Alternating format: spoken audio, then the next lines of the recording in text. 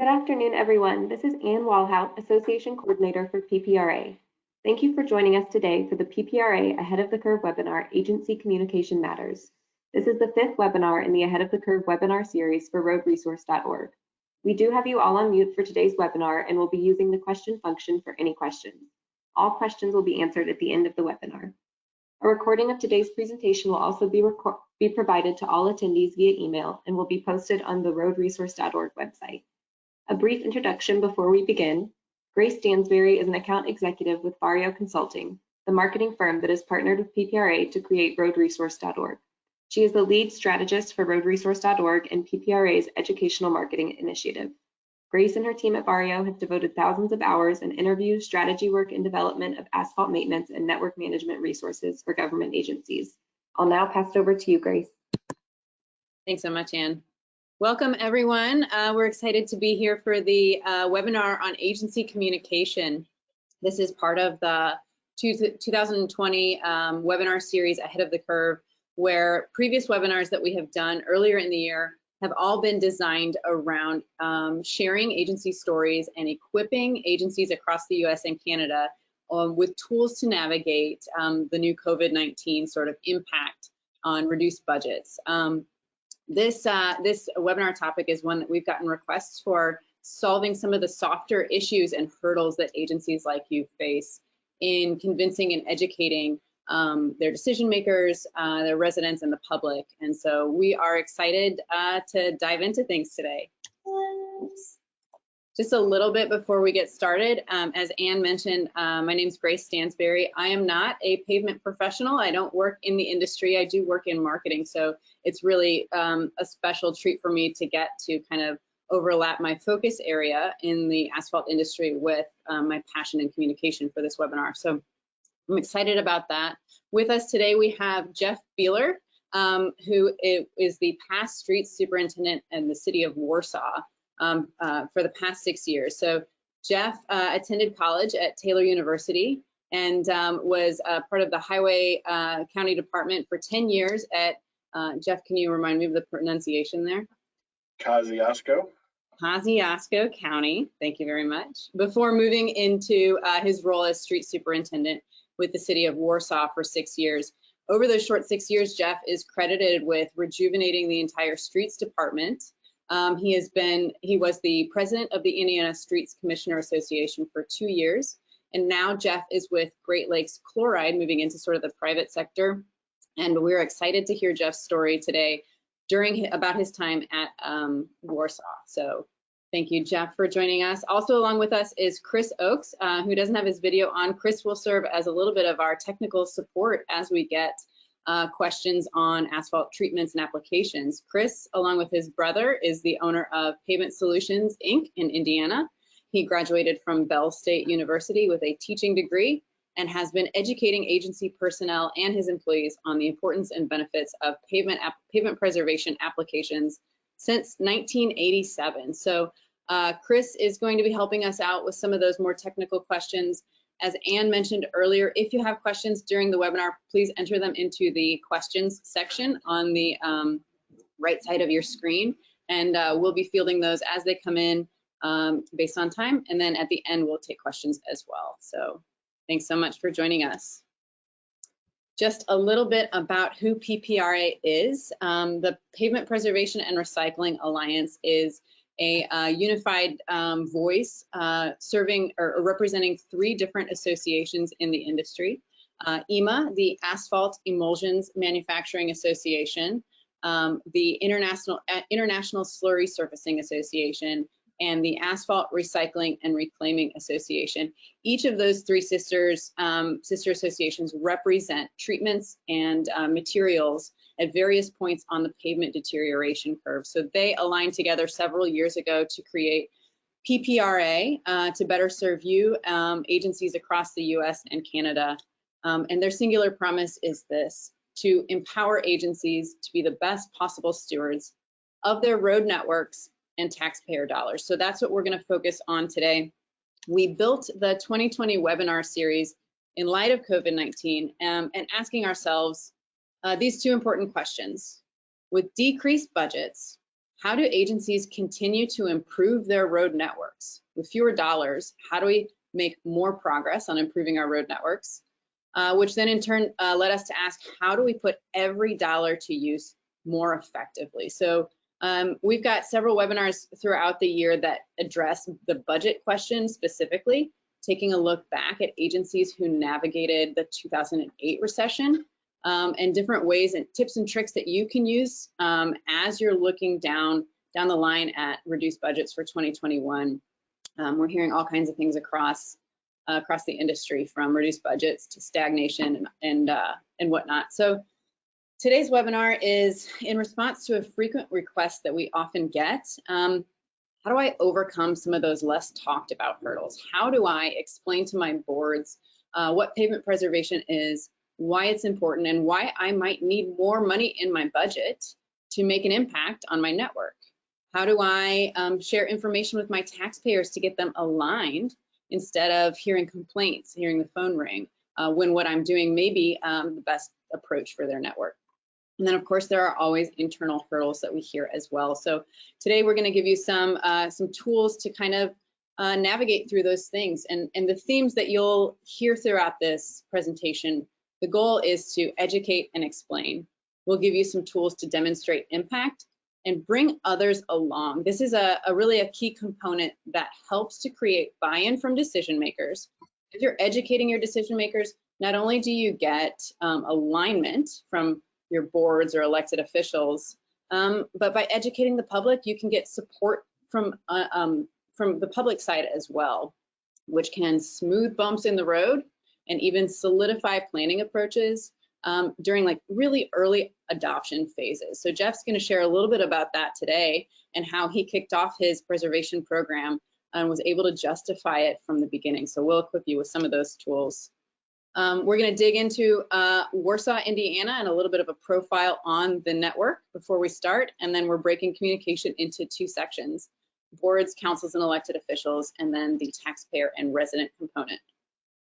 So without further ado, Jeff, can you tell us a little bit about Warsaw, Indiana, and your journey from point A to point B? Absolutely. Thank you for having me today, and I hope I'm able to effectively communicate with everyone today. Hopefully not be too bored, and just tell you my story. What I was able to accomplish in the last 6 years at the City of Warsaw. Nothing necessarily I especially did, going to classes like these and through your local LTAPs, learning out all these preservation techniques, and then putting them into practice. And so hopefully today I can help be an encouragement to you to jump onto the ship and have a successful journey. Warsaw has a population of around 15,000. We've been growing pretty quickly. Over the last few years, we are actually the orthopedic capital of the world. So if you decide to get a hip replacement, most likely it came from Warsaw. So a little bit about the town. We have 103 center lane miles currently. Our annual road maintenance budget is about 640,000 that we specifically put towards pavements. We have about 1.1 million total, but obviously, as you know, as maintenance users or doers, that you also have snow removal and different things that suck that money away that you're initially given. So that's what we had to work with every year. Back in 2015, as we looked at our network using a pacer rating system, which I'll explain here in just a second, was a 5. And in a 6-year time period, 5-year time period, we were able to get up to 6.5. So there's a 30% increase in our overall network score, which we were pretty proud of. So in Warsaw, we used the pacer rating is what we chose to do. Some use PCI. It's a scale of 1 to 10. 1 being the worst and 10 being the best. And back in 2005, they had actually had a company come in and do a road grade of Warsaw and a PCI, and they did the scoring. We looked at it in 2015. It kind of got shoved on a shelf and never looked at again until I came. And as we looked at where we were in 2005 and evaluated 2015, our road network had actually slowly kind of either, some of them stayed the same, but a little bit decreased over that period of time. So the process that they had been using as a traditional mill and fill hadn't really shown to pan out, at least road grade wise, using those pacer ratings. And as we moved on into 2020, we regraded those roads again, and our scores increased. And it showed that to me that through implementing a pavement preservation program, these numbers started to show that it truly did work.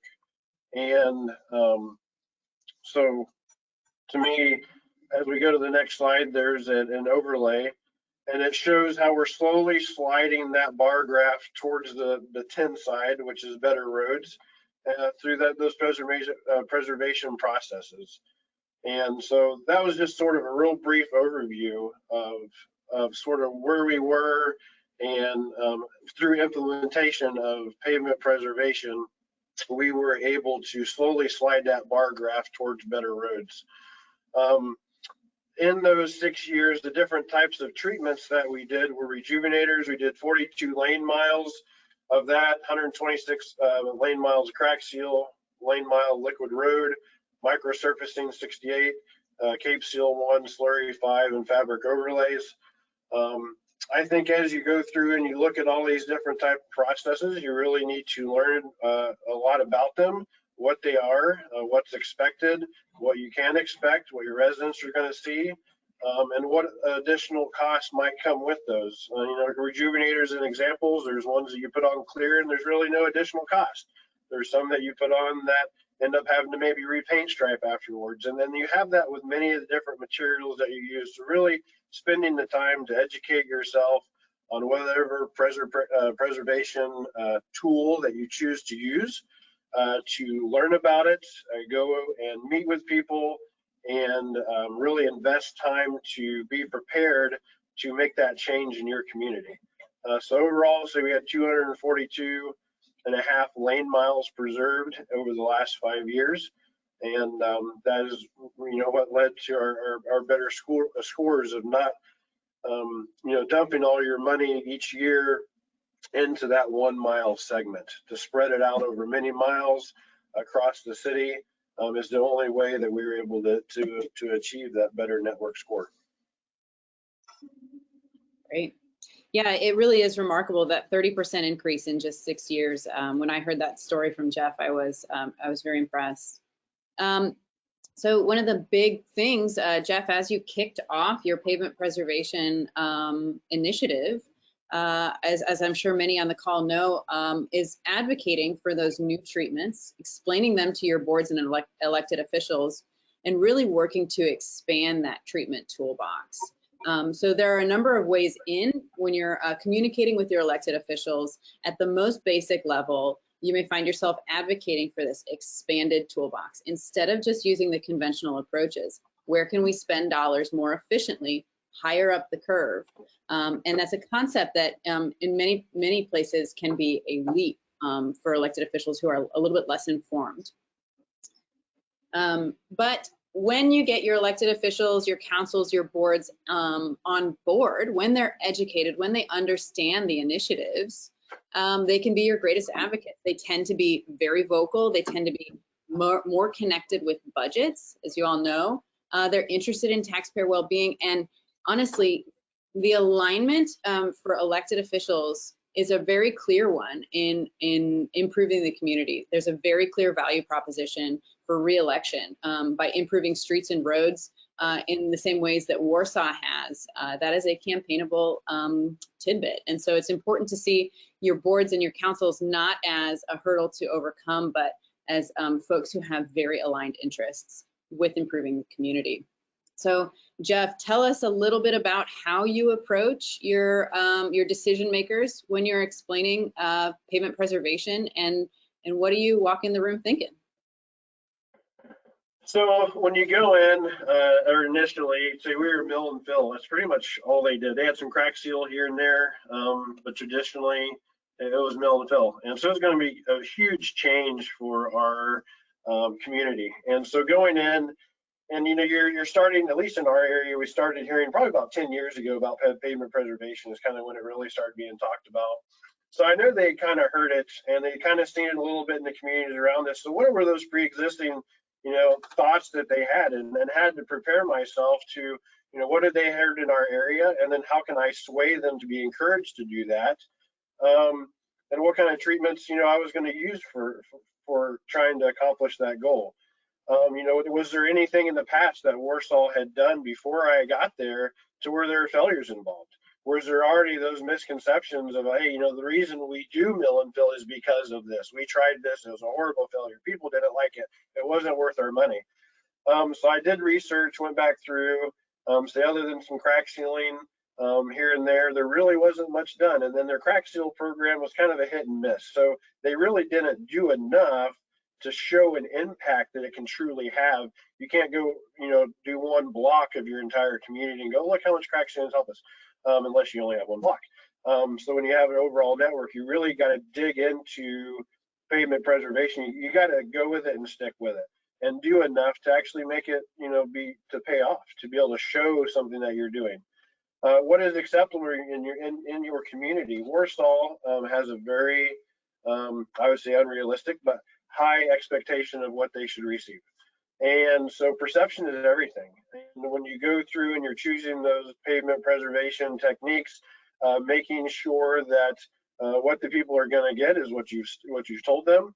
And you know, if they all expect to see a mill and fill and blacktop type of scenario, maybe as you're going through and looking at your different techniques, you can find, whether in your micros, maybe you can use a certain type of aggregate that looks more dark, more like asphalt, to help with that perception of the different techniques you're doing. So say learning about whatever you choose to use for your preservation technique, and then are there ways within those that you can help meet the perception that's desired within your community. You know, maybe those people that you're going to go talk to try to sway them to do that preservation program already have done their own research when you go to talk to them. So when I went my first time, I was going to talk about microsurfacing. When I came into that meeting, they had already all Googled it. They had seen the videos that kind of pop up from Arizona. Hey, this is what we're going to get. Some had good notions of that and some didn't. And so realizing that your boards and commissions and people in your community all of a sudden can easily become experts on the topics that you're going to present by being Google warriors. So knowing that and making sure that you are prepared and that you come in with a good explanation for your climate, your region, you know, the times of the year that you can do these kind of processes, what it's going to look like, how long it takes to kind of solidify itself, you know, mill and fill or pave job. Usually you do it in a few minutes, you know, a few hours later you're driving on it. Some of these processes take some time to kind of cure out, and making sure they know that. But at the end, they're going to have a great driving surface and a product to work with and kind of go on from there. So a big part of that is setting realistic expectations when they go in. So we initially went to talk to them, and so we chose PACER ratings as our scale system that we were going to use, the 1 to 10, as I mentioned before. So we had to select what kind of roads do we want. You have to have a starting point. You have to have a target you're going to go for. So for us, you know, they're going to be rollerblade ready roads. You know, is that all new pavement? Obviously, we can't afford that. We've shown that. We've shown that we can't pave our way to better roads. So is rollerblade ready roads, is that really a realistic expectation? Is having roads without potholes, is that realistic? And to us, it was. I mean, not that you're not going to have the occasional pothole here and there pop up. I don't think you could ever stop that. But to have it be a systematic thing across your entire network, to have potholes, that is definitely an achievable goal to meet. So for us, that was a 6. We're right there, kind of almost in the middle of a target that we wanted to shoot for. And so we explained that. What does a 6 look like? We chose that PACER rating. There's lots of information out there with pictures we could show. You know, a 6 road looks like this. These are the characteristics of that. Maybe these are the characteristics of a 7. These are a 5, and kind of show them, you know, the board and why you chose or why you're leading them to choose a certain rating that we're going to set as our goal. Because if you don't have a realistic goal, what's the point of doing it? You know, you're never going to have roads that are all 10s. So why set yourself up to fail? So set a realistic goal that can be met, and then give a timeline. Okay, so they're the ones that provide you your budget. So we need to then, once we've set our goal, we need to decide how long do we think we can achieve this by using the tools that Road Resource has, and putting your numbers and your budgets in, and how much you have to work with, your road miles, and starting to play with different things of what is a reasonable goal and how much time do we think we can meet that. So then you can base how well are we doing, and all those kind of things to me are really important. So we went in through after we set our goal of a target of a 6, and then we started talking about different kinds of treatments and things, and then we started showing pictures, we started showing cost, we started showing what other communities around us were doing. So this is one project that you have in front of you on the next screen, where it was a subdivision that was completely falling apart. For the most part, you looked at the pavement, as you can see, there's little bitty squares everywhere about the size of your hand. That pavement was just dry and falling apart, but surprisingly enough, there really wasn't any sub-based failures in that roadway segment. So going through and showing them, hey, if we did our traditional process here, we're going to dump 120 grand of our 640,000. There's almost a fourth of our budget we're going to throw in this dead-end subdivision, which is what it was. But we can do this alternative method of doing a cape seal with a slurry on top, which will end up leaving us with a pavement-like road for 38 grand. Let's give this thing a shot. This was our first major project actually that we did in Warsaw, aside from crack seal. And as you can see, 5 winters later, that thing is paved, that thing is panned out. And it's really important as you go through your process and you go through and choosing new pavement preservation. Once you get the people swung into being with you to try this process. And one thing I always like to say is pavement preservation is not a project here or there. It is going to be, to be successful, it needs to be a change in your entire methodology of how your organization works. If they're not in it and you're not going to go in it and you're just going to dabble here and there, it's okay to try it. But to really show results and to be successful, you kind of got to go all in. It's not that you're never going to mill and fill again. It's not that you're going to do reconstruction. But if you truly have a goal of seeing your network improve, you have to buy into this, and year after year, you do those crack sealing where it needs to be done, the rejuvenations, the chip and seals, the road grinding we were talking about the other day, where you put it back hot in place, cold in place. All these different kinds of processes that are out there for pavement preservation, other than a total reconstruction, really getting into those, when are they used best, and then continue to use them year after year to slowly improve your network. So yeah, 5 winters later, here's that proof in the pudding. That small little investment that we were able to put in left me, another $80,000 to go out and do something somewhere else with. And this subdivision, survived for another 5 years. Moving on, we saw to where is crack seal really worth it. And this was a picture I saw where it's a road segment goes from our city streets to a state road. That segment of roadway was all paved at the same time. And where we have a continual crack seal program, say it's not that cracks don't occur, but as they do, we would stay on top of those and maintain those year after year after year. And we're our local NDOT, not saying that they don't maintain the roads, but they have a lot more miles than we did. So it's more difficult, but you can see the difference right there in that picture of how having a regular maintenance program versus not. This, I think, was pictured maybe taken in January, I believe, of the difference. And so you can take this to your city council and say, hey, we're investing this money in crack seal. We kind of get these little bumps as we drive around. People, kind of complain a little bit. This is really worth it. You show them this one picture, and he goes, are you worried about the little bump you drove over in crack seal, or how about those potholes you're going to blow your tire? Which is really the concern? Which is better? Which would you prefer? To have the nice crack sealed road or those potholes to hit? And those potholes to hit aren't just a tire. It's man and labor that your guys are having to do. It's now cost to your taxpayers, right, to have to go fix their tires. So these kind of things in these pictures, they're worth 1,000 words to go through as you go and educate, or maybe you can borrow these from a community or from these slides to go and talk to your boards or commissions about. The next picture. Jeff, we have one question on the previous slide. The question here is, 5 winters later, after the Cape Seal with slurry, how would you rate the road segment on this 5 years later road on the PACER scale? I think, without having the PACER manual right in front of me, I'd say I'd probably be around a 4. I would need to get it just to check, but I think I'd be probably around a 4. There are not any potholes in that roadway segment. There are cracks, as you can see, but as you would go back, if you took a screwdriver or a knife and actually stuck those down in the cracks, it would come out gooey. So the cracks, even though visible, were still sealed. because of the materials that were used underneath with the Cape Seal. But there were no potholes in that section of road, and there hadn't been any de-sheeting or delamination of the pavement.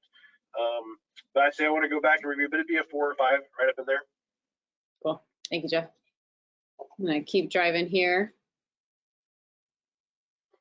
This was another project we did, so another preservation process. We chose to do microsurfacing for this. This was a roadway that services a Lowe's and a Walmart and a housing addition behind. There's about 12, I believe, 1,000 cars on this a day.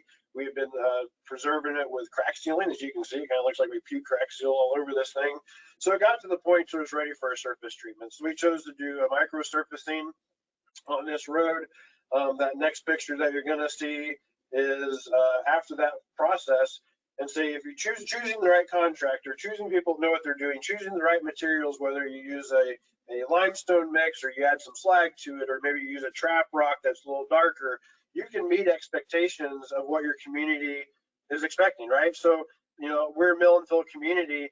This road, if you were to go out and look at it not knowing that it would have been a microservice, you're not going to tell the difference between that and a hot mix road. Now, maybe as a trained individual looking, you're going to know, but your taxpayers aren't going to know the difference. But you were able to do this. This would have probably been a $300,000 paved job, and we probably had 60 grand in this for a micro. I don't have the numbers right in front of me. But you can see the results you're able to achieve by choosing the right process at the right time in the pavement cycle and achieving spectacular results that the community thinks maybe was a really expensive job, but it wasn't. Perception's everything. So as I mentioned before, and choosing the right preservation materials and extending that life network, kicking that can down the road can give you beautiful results like you see here, and it's a great life. The funny thing was, a few months later, they came back and actually paved the state road, which just butts up against. And between the two, the people really didn't know the difference, which I found really interesting for that year. So just a great project, turned out beautiful, and say that these are things you can implement in your community for minute cost compared to the kind of going through a reconstruction. At some point, you obviously have to get to that, but it doesn't mean that needs to be the only tool in your box. Thanks, Jeff. Yeah, we had a question come in about how do you get your network improved without using reconstruction, and it's not to say that those tools aren't in your toolbox, but pavement preservation is what's going to keep your good roads in good shape for less. And so Jeff just walked through a lot of sort of examples of treatments that he's used, and sharing those photos with his boards. Demonstrating progress, demonstrating impact is a really important component. But if you're just at the beginning of your journey and may not have those same tools or photos at your disposal, this is a great place to start. This is on the roadresource.org website. This is a free website for anybody to access and use, and it's a great tool to direct your decision makers to if you want to give them something to kind of hand the keys over and let them uncover and understand the information on their own. Or you can walk them through it. The first kind of, I think, important tool to address the components that Jeff just talked about, identifying the right treatment on the right road at the right time, is here the pavement criteria tool. And you'll see that this tool was designed to help assist you and assist other folks in understanding which treatments are applicable in various situations. Of course, there's nothing that can replace getting down and driving the roads, looking at the roads, and making an informed, expert level decision with contractors and folks who know what they're talking about. But this tool can really help frame up some of that conversation. And it's designed for you to input your pavement criteria. So in this case, I'll enter a C or a PCI of 55 through 69. I'll enter a primary distress, which in this case, we're going to go with moderate rutting. You can see as I'm entering these factors, some of the treatments on the left-hand side gray out and some stay black, indicating that these would be candidates to address a road in the condition of C or 55 to 69 PCI with moderate rutting. I'm able to hone it down even more specifically with road type and surface type. And you can see those options here pop out for me as some possible suggestions. If I want to learn a little bit about those treatments, just like Jeff walked you through, this is a great place to start. Here's an example for cold in place recycling. You can learn some high-level information and then click to the Treatment Resource Center, which I'll take you to in just a moment. If your decision makers are not as familiar with concepts like primary distress or pavement condition, you can take this alternate route, the Pavement Photos tool. All of this can be navigated under the Treatment Toolbox section of the website. If I explore my pavement photos, this page is designed to help anyone kind of acquaint themselves with pavement distress and condition. So there are photos listed up and down the curve from A to B to C to D condition roads all the way down to F. And it's designed to help you understand if my road looks something like this or is exhibiting stresses that resemble the road in this photo.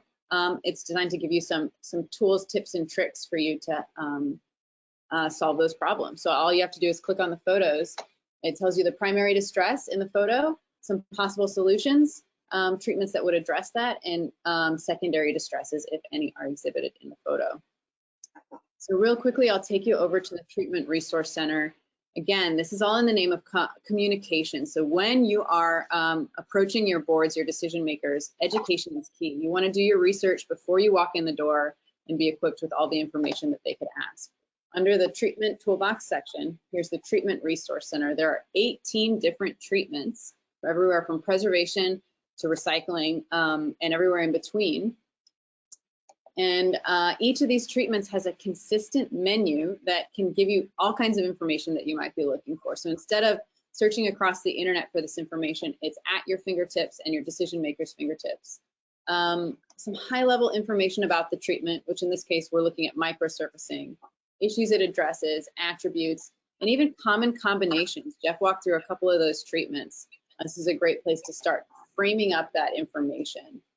You can learn a little bit about process and variations. Drilling down on those common combinations, this is a great place to start to acquaint yourself with what that looks like. There are rules of thumb or best practices scattered across the Treatment Resource Center. So as you're doing your research here or referring others to research, you can kind of get the context of what it would take. Somebody who's been doing this for 20 years, here are their rules of thumb we've integrated across the site. Another important component to this is the expectations page. We know that not all treatments can be applied optimally, but when you do apply a treatment in its optimal performance area, you get more out of it. You get more life out of it. So here's a little bit of expectation setting for your boards. What can you expect if you apply microsurfacing on a road in condition B versus condition C? How much life extension can you expect to get out of that? And even some examples of photos, what that microsurfacing might look like in 4 years, or 3 years, 10 years down the line. We have different photos for each treatment. So this is a great place to start. I'm not going to dig in too much to this for the sake of time, but notice that there are pre-construction, construction, quality assurance sections on the site, including things like troubleshooting, inspection. What should I be inspecting for? What specs are out there that I should be looking at? This is a great menu for you to kind of mine and work from. Additionally, the success stories component of this site can be a great tool for you in advocating for different treatments. For example, you may be able to find a town in your region who's had success with a given treatment and learn a little bit about how they're implementing it, how they're using it. Sharing those stories is one of the best ways that we have found to help advocate for these various treatments. So I'm going to hand it back over.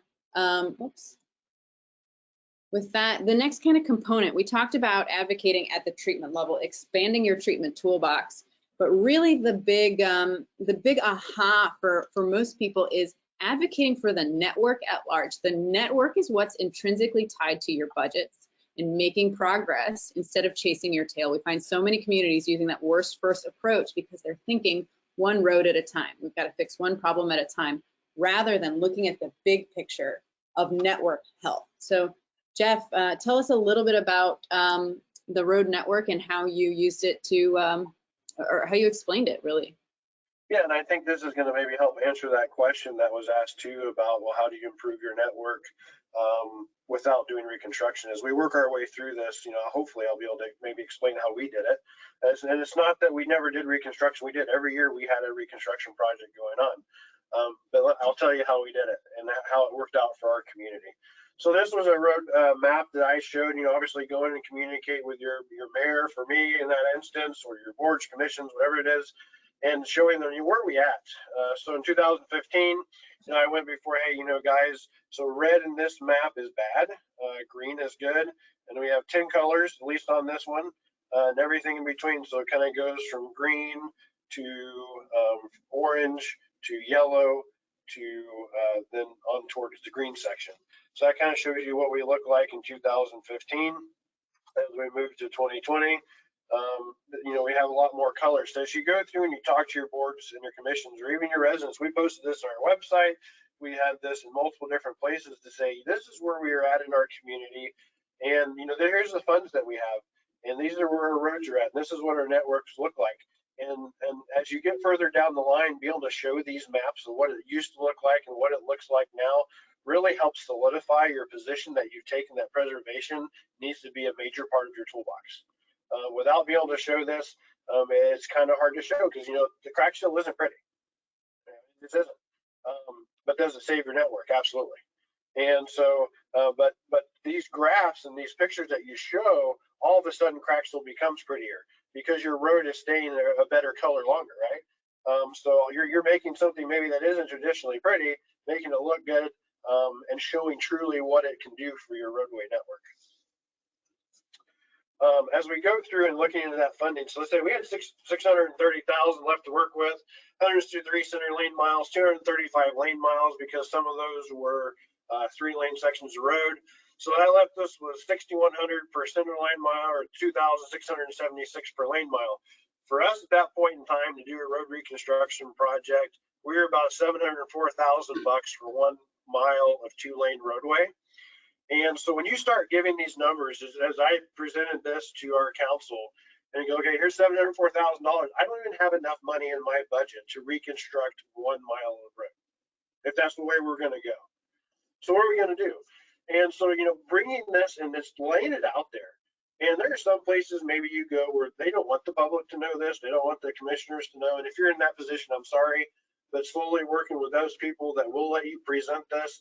And arming, if you arm and you prepare your boards, commissions, your taxpayers with the information and give them a realistic outlook of where your network is at. If you move into a process where we have in Indiana, like a wheel tax, when you start showing people this is where we're at, this is what money I have. If you go to ask for additional money to use for those improvements, if you have this to back you up, it's easier to go through and do. But just making sure that you have this to put in front of people so they can see that. And what this looked like for us over the multi-year period was in 2015, as you go through those PACER ratings and you start adding up, I have a 1 through 10, and each one of those numbers has a cost value associated with it. So 1s are going to be my reconstruction. So for every mile of road I have in a 1, there's $704,000. In my 10s, maybe I'm not doing anything. In my 9s, maybe I'm doing an asphalt rejuvenator. So you got maybe $5,000 per lane mile for doing that. But I have a whole, however many miles I have of those. So you start associating numbers with your road grades and you put that together. So in 2015, our number was 10 million. Huge number. If I had a one-shot deal, give me 10 million bucks, this is where it's going to go. In 2020, that number reduced down to, hey, now I need a one-shot deal of 7.4 million. So we reduced that by a little over $2.5 million bucks of how much our initial need would be to get our road network up to, keeping it in pace with what PACER rating said needs to be done. And to kind of tie into, so we're talking about these numbers, looking at this stuff, so how do you do this? Here's the need that we have. Obviously, you don't have that much to work with. Jeff, you had $600,000. You're going to put most of that into your preservation program. What about the reconstruction? So for what we did is there's federal grants out there, and they were paid in the rear to do. But generally they're an 80-20, or some of them are 90-10, right? So you have those grants out there. You have redevelopment money, you have TIF districts, you have all these kind of different funds that generally cities, towns, counties across the state, there is access to those funds. So if you can convince your boards, okay, investing in our roadway network is redevelopment, right? Because you're going to, by doing those, by making these roads better, by making them able to handle different levels of traffic and whatnot, you're increasing the area that can help in that redevelopment part. So using funds available to accomplish those goals. So what did we do? I used most of the money I got in. We got paid so much per lane, center line mile, and I used most of all those funds, and I put those into pavement preservation. Every year I set back about 10-15% for my rainy day fund per se. And as my time went on, I would use that for matching money for grants to use them for my reconstruction projects I wanted to do for a subdivision. We just did that this past year. A $1.2 million project. I used my money I'd slowly been saving back a portion of. I continue my preservation. There's a reconstruction project there of an entire subdivision. Well, on the same side, I'm getting these federal grant programs that are running 5-year cycles, right? So, you submit for those every year. Your pennies on the dollar, even though they are frustrating to deal with those federal grants. But you're using pennies on the dollar. You're planning 5 years out to reconstruct these roads while at the same time preserving your network with your annual funds that you get in every year. So there are ways to do it. And you have to be a little bit creative with it. You have to get your boards and commissions behind. Is our road network important? Is having good roads important? As we went through a community and preserved a street, even with a micro seal, maybe some of those houses in that section didn't look very good. All of a sudden we go through the micro seal, you see people out painting, changing their siding, planting bushes, and it brings that sense of pride back in your community when they see you doing things. And through using pavement preservation, by being able to hit many miles compared to a block in your community, all of a sudden, people see you out doing stuff with their tax money. And that's a winner already right there, right? They see work, they see money that they're investing going somewhere. But then there's also a whole other thing to it, and it brings pride and a sense of encouragement to the people in your community. So as you go through and you ask maybe for additional funding, this, that, and the other, hey, we've seen those street guys, those county guys out working all over the place, doing all these kind of things. Mike Craxton, in my drive to work is getting a little bit better. I'm okay with giving a little more money, or addition, or maybe sliding over from where there's going to be a trail to put it in a street or whatever it may be. But you having this data, having the numbers, having your preservation tools in that box that you can pull out to consistently use on a regular basis, that is how over a period of time you will improve your roadway network. So not that reconstruction isn't a huge part of it, but that it does need to be. So as we went through, one of the first things we looked at, it was crack sealing, and the crack sealing led to reduced potholes. So our pothole patch material cost for us was $70 to $130 a ton. So how many tons from a year where we hadn't crack sealed or a section of road to the next year where we had crack sealed? What was the reduction in the amount of patch material we used? Associate that to the cost, how many tons did you save? So associate that to a cost. Then you have data to take back to your board's commission. On this ugly process of crack sealing, this is how much it reduced us in not only labor and liability costs, but materials cost. And now I can use that money that I saved from trying to hold that road together to maybe put it in that reconstruction project, to put it maybe into more preservation. So that's just one small thing that I use that first year, because you start in this preservation thing, what data do you have to show, especially when some of these things take a few years to kind of show up, and is it really working? That crack sealing is that one easy thing, the cheapest thing you can get in to do, and you can ride away that first winter, unless you're down, out west or out south, you don't have snow, but you're able to show that pothole reduction by how many less tons of patch material you had to use. So that's one of those things I took that first year right away. Hey, this winter we use this much less. Some people might say, oh, well, how was the winter compared to the winter before? You know what? If it was a better winter, use that to your advantage. And there's studies and the National Pavement Preservation Institute that preservation and all those practices work. The data's behind it. We can't argue that. It's there. So the biggest challenge for us as users, and it was for me as well, is now we know it works. We know this will make our network better. How do we get everybody else to believe what they've proven is true? That's our goal. And that's hopefully what we're helping you with today. So one of the things I showed initially 5 years ago, that this wonderful toolbox that PPRA has now to be able to use, it wasn't in existence at that point. So there was this quick check of your highway health. So I went into our mayor and said, hey, I want to give you two different scenarios here. Here's A, this is what we've been doing, a mill and fill approach. This is how many life years, on our road, RSL, this is how many years we've lost by doing this. These are how many lane mile years we've lost by just doing this mill and fill. We threw all our money in this half a mile section, and our network is going to crap. But let me show you an alternative method. This is what I'd like to have us do as a community, right? We want to do this preservation stuff. I'm going to take that same dollar amount. I'm going to spread it out, all those different kind of things. I'm going to hit all these different council districts, right? So you have all these people representing. They like to be able to tout those things to your community. Look what I'm doing for you. Vote me in again next time, whatever. If you're able to spread the wealth throughout your community, help that road network, it is a great political PR tool. And using this thing for me was a huge help. And the new version of using this quick check health thing is what's on the website that she just showed you. Great tool. You can enter numbers in during a council meeting, and you can show them exactly what it is you're talking about and what your return on investment will be. Did you want to talk about that, Grace? Yeah, I'd love to give a demonstration. So Jeff was walking through the quick check of your network health, which allows you to quantify the remaining service life in your network. And so we've built this tool to equip you with just that. It's a calculator tool that you can use to understand whether your annual plan this year or last year is adding life to your network, remaining the same, or actually contributing to an overall deficit of your network health. So I'm going to take you back over to the website here. Our first section was on kind of the treatment level, the treatment toolbox level. We're starting to move into that network optimization or network level thinking.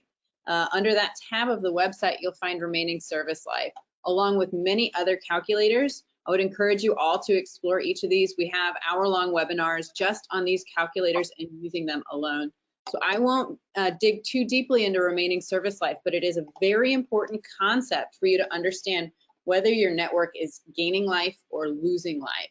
The idea is that every mile in your network has a limited amount of time to live. If we think about that pavement curve, every single mile in your network is bound by those realistic expectations of life expectancy. And because of that, if you have a 500-mile network, you will lose 500-mile years of life every single year, which means in order to prevent a deficit in your network, you have to inject at least, if your network was 500 miles, you have to inject at least 500 miles of service life every year to combat that ever declining nature of pavement and roads. So on this about page for remaining service life, you can walk somebody through this and demonstrate that A and B approach. As Jeff just walked through, he said, I worked it out for my network. Do you want to go the A route or the B route? Here's what both of them will get you. And you can kind of leave the decision up to them. Do we want to add life or lose it, right? The worst first approach, sort of in that A column, this is an example of a network that's doing primarily reconstruction and rehabilitation using remove and replace and mill and fill. That's how they're spending most of their dollars. In this situation, they're not spending any money in preservation.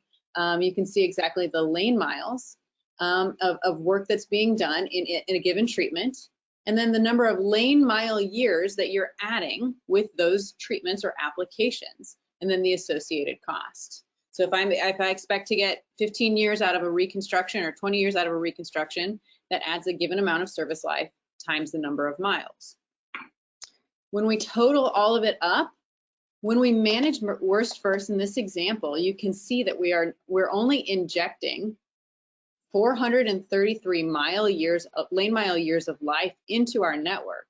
And in a 1,000-mile network, in a network with 1,000 miles, we're still contributing to a deficit. We're still deteriorating faster than we are renewing or rejuvenating. On the optimized approach, if we shift some of those dollars around from remove and replace to maybe a reclamation, we shift some of the rehabilitation dollars around from conventional mill and fill to recycling approaches, we can save at the treatment level, spending our dollars smarter, and then with the surplus and reallocating those budgets with the exact same budget, we have more money to spend in preservation. And I'll let you dig into this example on your own time. But in the end, we actually end up contributing to an overall network gain. And so these principles are really important to understand, but even more important and interesting is to watch it work in real time. So I would encourage you all to go ahead and create a user account on PPRA on roadresource.org. What you'll see here are auto-populated averages throughout the network. If you create your own user profile, you can add your own user unit costs, life extension, etc. I'm not going to demonstrate this calculator for the sake of time because we've got a lot to get through. But go ahead and try this out. Try out 2 approaches. Enter last year's annual plan and see if you're actually gaining or losing. And then find a smart plan for next year. Demonstrate it to your officials. Show them this calculator and really run an example to see if you're actually adding or losing lane mile years to your network. So kind of in that same vein, the next kind of big page that we have is taxpayers and residents. We know that there's kind of 2 different components of education. When we think about talking with residents and taxpayers, in many cases, I hear most agencies speaking in the notification column. How do we let people know when work is going on, which is critical. One of the lesser talked about components is educating taxpayers and residents in the same way we would educate decision makers. You guys are a little bit, agency folks are a little bit of the unsung heroes. You kind of navigate this balance of you pretty much only ever hear complaints if you hear from your residents. And it's a tough thing to navigate, but when you align your residents or when you share with them why you're doing what you're doing, there tends to be a sense of pride in the network. And you may end up receiving fewer complaints. And we've even heard people with strong preservation programs recounting more and more thank yous over time. When people understand why you're doing what you're doing, it connects a little bit closer. One of the bigger sort of overarching broad components here is that roadwork is generally seen like this. Taxpayers and residents perceive it as guys standing around on shovels, not doing anything, causing delays on my way to work.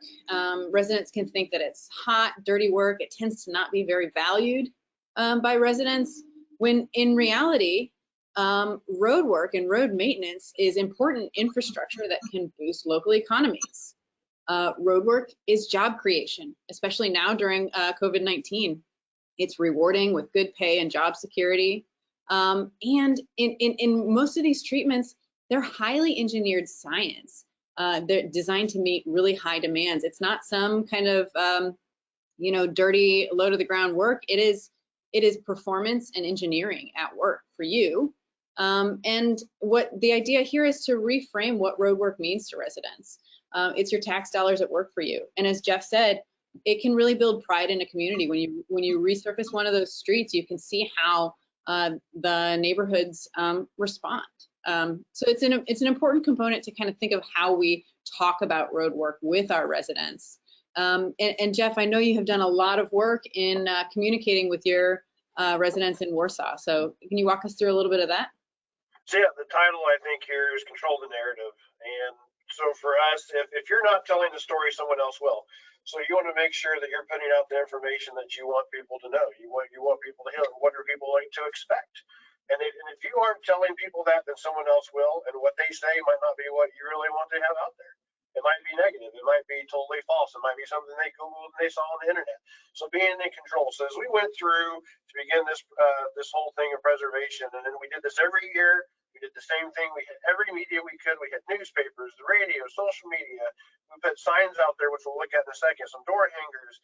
We used website maps with those color-coded streets that you had where the residents could go on and see, what did we rate their road? What does that rating mean? Then what is plans for this year? They could see where their money was going to go. If they knew that their road was getting crack sealed this year, then guess what? Not too many years in a row, maybe a few more crack seal cycles, they're going to see a new surface.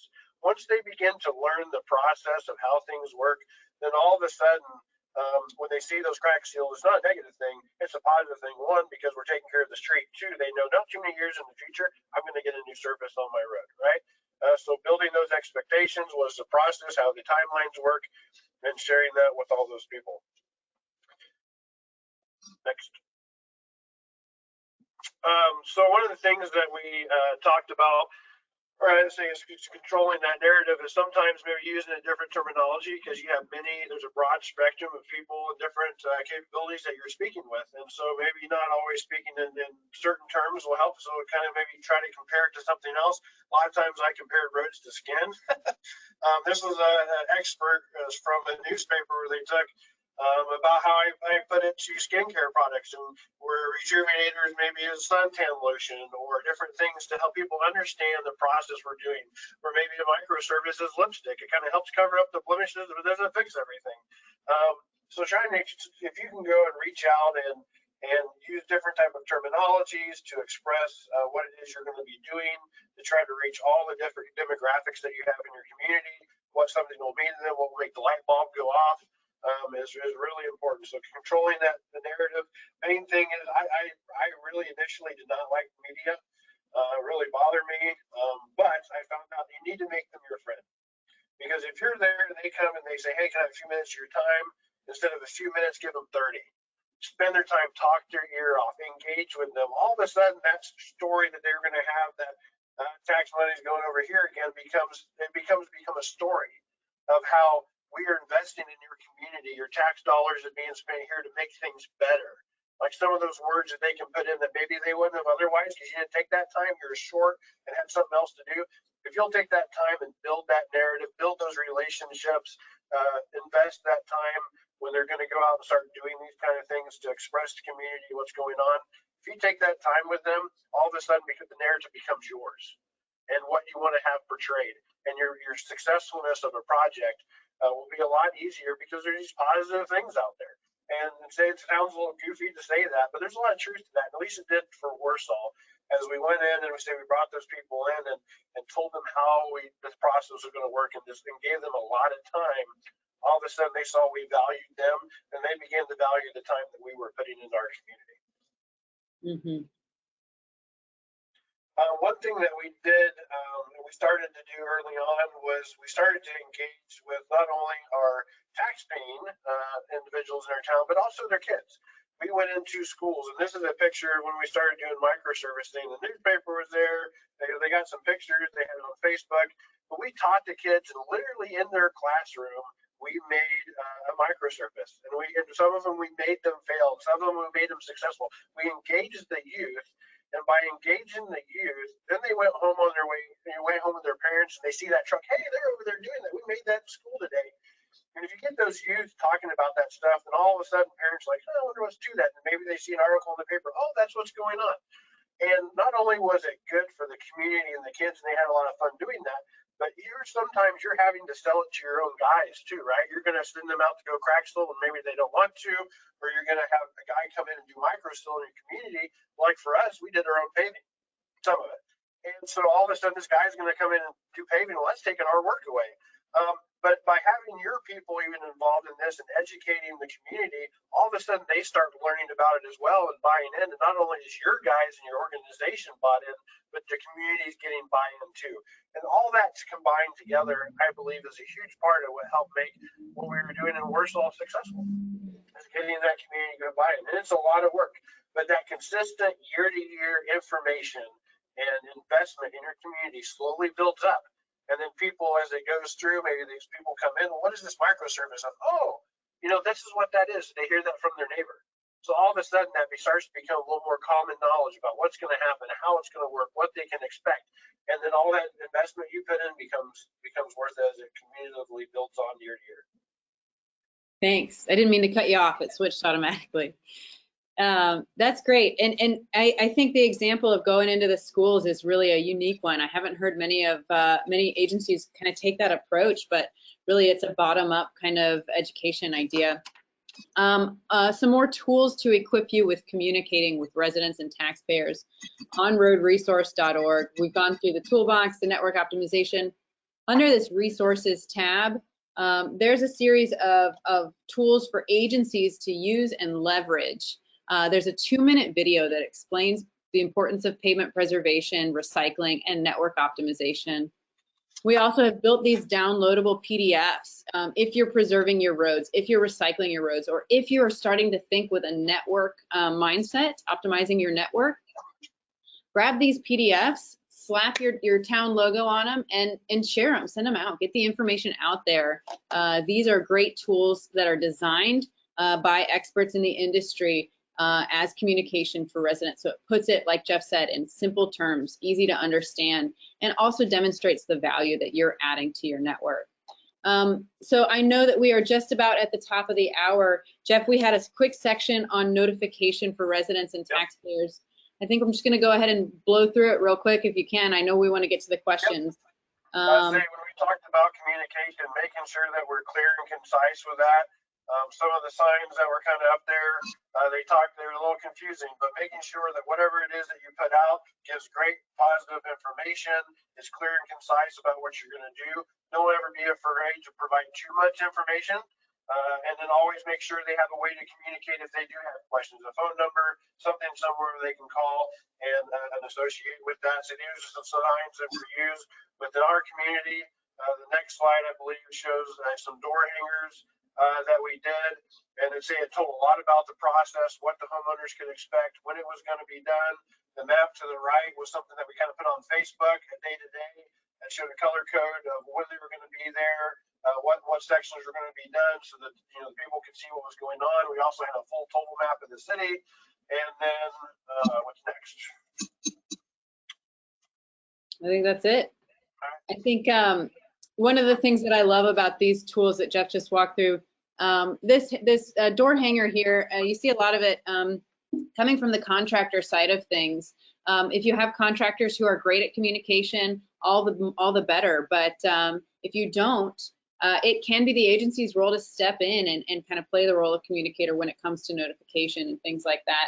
This is a great example of explaining not just when we're doing work, but what the work we are performing is designed to do, how it works, and really bringing people into the fold on that. So we are right at the top of the hour. Jeff, just some real quick questions. What advice or pointers would you give to somebody who's just starting out or trying to make improvements for their network? One is big one. Don't let the pressure of the conditioning or roadway network fall on your shoulders. You have all the tools and you can be provided with all the tools and resources necessary. Your funding is not in your control. It's your board or commission. Just tell them the truth. Show them exactly where they're at through these tools. Put the pressure on them. There's only so much you can do. Say, hey, this is where we're at. This is our funding. This is how short we are. So this is what you're going to get unless we change how we do things.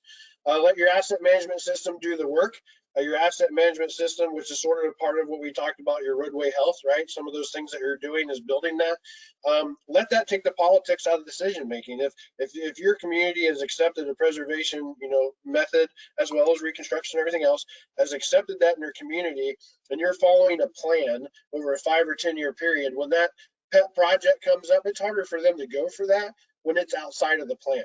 So once you get a plan, staying with it, making sure, and that's why getting the community involved is really important, because then it's politically hard to go outside of that plan unless they have a really good reason. So that also helps you in your budget. Lean into that public information and media the best you can. Go visit your peers and see what they're doing. Use them, grab the mayor, grab a council member. Hey, let's go see this microservice job. Let's go see this chip and seal job. Use the resources you have at your fingertip, whether it's your local state LTAP, whether it's PPR, website, so many great resources. Use all those things that are out there to your advantage. There's just so much out there, especially with this COVID thing that we're in now. You need to be able to have all the resources at your fingertips that are out there.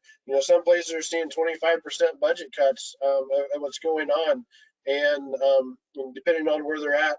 And having, to me, in this time period, and even in the past, like you said, Nate, when things got tight, preservation is extremely important when monies are tight, because you can do more with less. So now more than ever is it important to embrace some of these things, or make sure that you're in toolbox, because your dollars are either getting tight or they're going to be tight. And rather than dumping all of it in one spot, spread it out. People will see that you're doing stuff. It really does help your roadway network, and more now than ever, maybe COVID will help encourage that, because you can show through all these tools that are provided to you how much and how many more miles that preservation toolbox can take your roadway network. Yeah, thank you.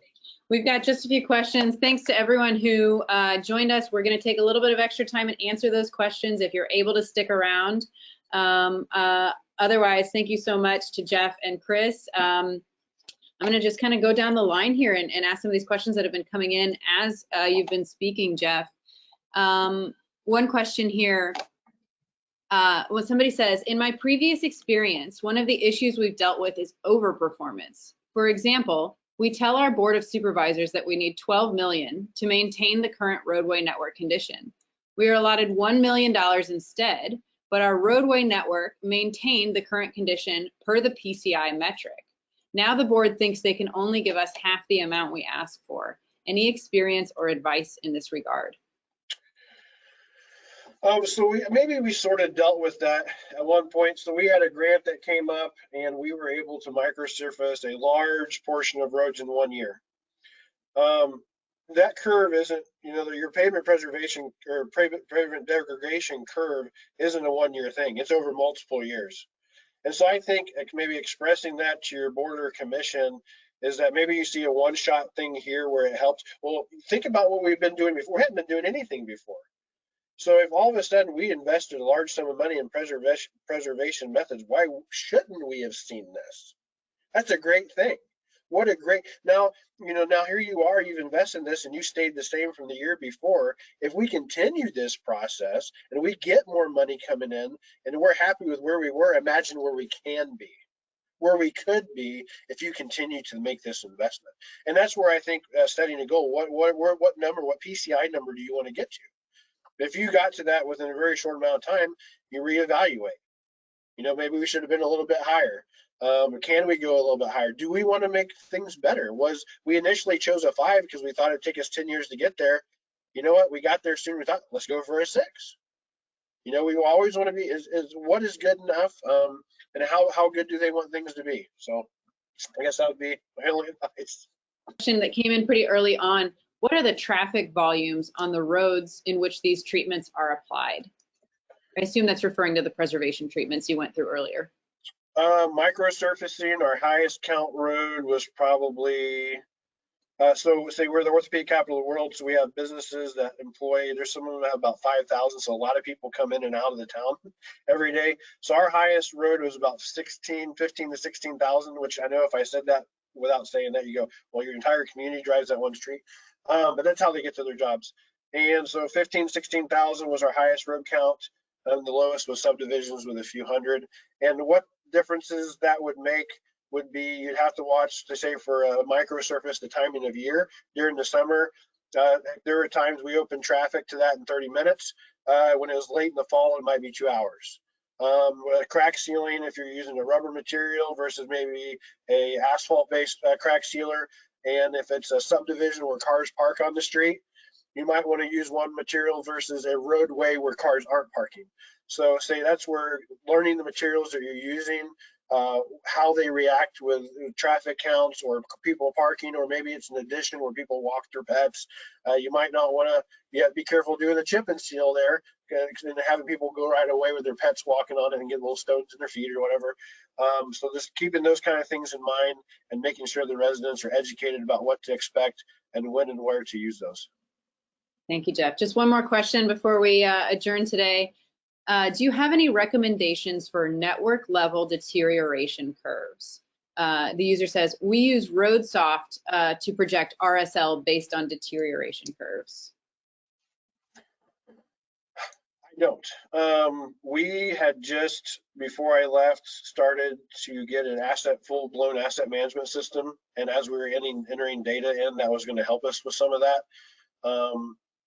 So my main use for what I was using, at least temporarily, was going through, our road grades for pacer ratings and how that improvement in my maps. That was kind of how I was showing that, and didn't necessarily have it tied to the curve yet. That was a plan in the future about how we could show them more of how that kind of kicked down the road.